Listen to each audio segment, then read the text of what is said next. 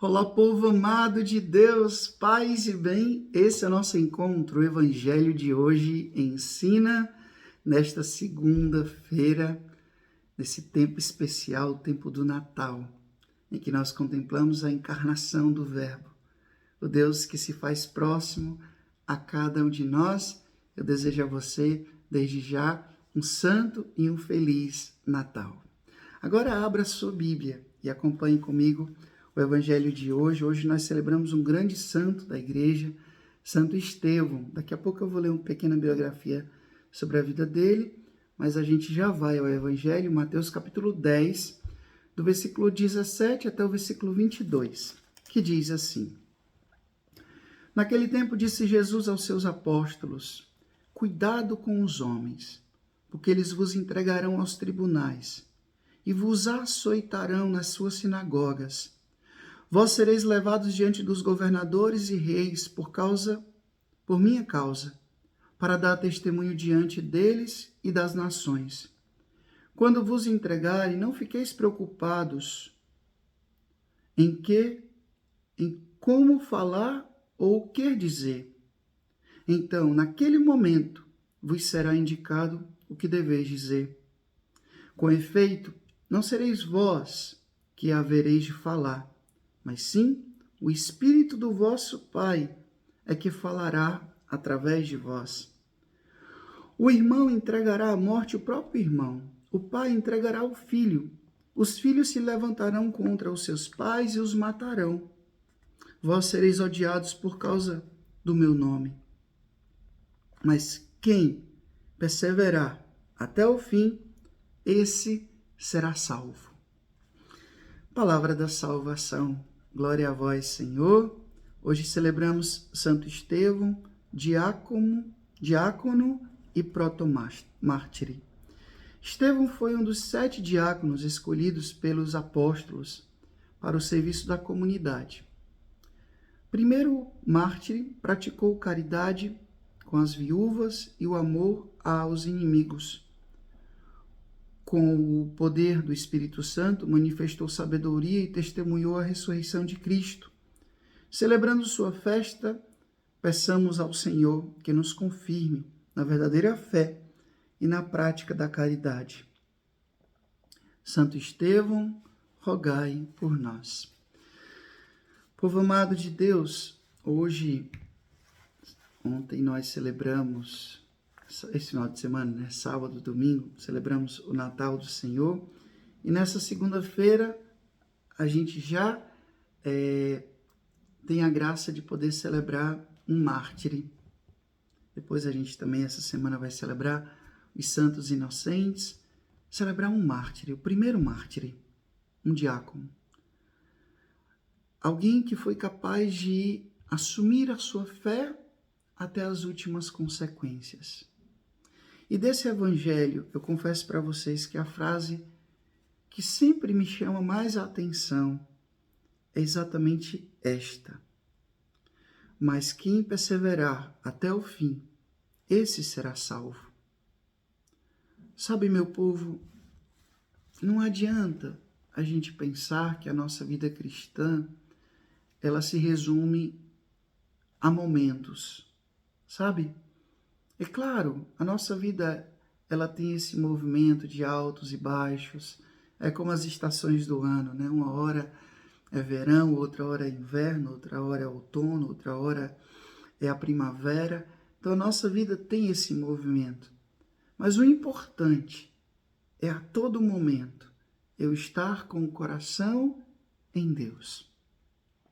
Quando eu fico sabendo de alguém que resolveu deixar tudo para poder entrar num convento, entrar num seminário, entrar na vida religiosa, ou até mesmo assumir o sacramento do matrimônio, eu sempre digo, o meu conselho para essa pessoa é: tenha sempre Jesus como centro da sua vida. Sempre. Porque no fim das contas, é sempre você e Deus. Você e Deus. Não é nem entre você e as pessoas, é entre você e Deus. Então, tenha sempre Jesus como a meta, como o centro, como o objetivo. Porque se a gente tem Jesus como centro da nossa vida, nós seremos sim capazes de perseverar até o fim. De não passar somente alguns meses, algumas semanas, alguns anos, mas ir até o fim. Isso é importante. É muito bonito a gente ver um casal celebrando 60 anos de vida religiosa, por exemplo, ou de vida matrimonial, ou uma freira ou um frade que celebra 60 anos de vida religiosa. Eu tive a graça de contemplar com os meus próprios olhos o Frei Roberto, que tinha 75 anos de padre, de vida sacerdotal. Olha que maravilha! Quem perseverar até o fim. Esses dias nós tivemos a graça de ganhar um intercessor no céu, nosso querido padre Jonas Abib, Monsenhor Jonas Abib. E eu fiquei olhando todas as manifestações de tantas e tantas pessoas, o amor que esse homem semeou nos corações. Todas as pessoas ali manifestando a importância da sua vida cristã, do seu ministério sacerdotal, do seu exercício pastoral. Que bem esse homem fez para a igreja, que bem esse homem fez para o mundo, até na minha vida.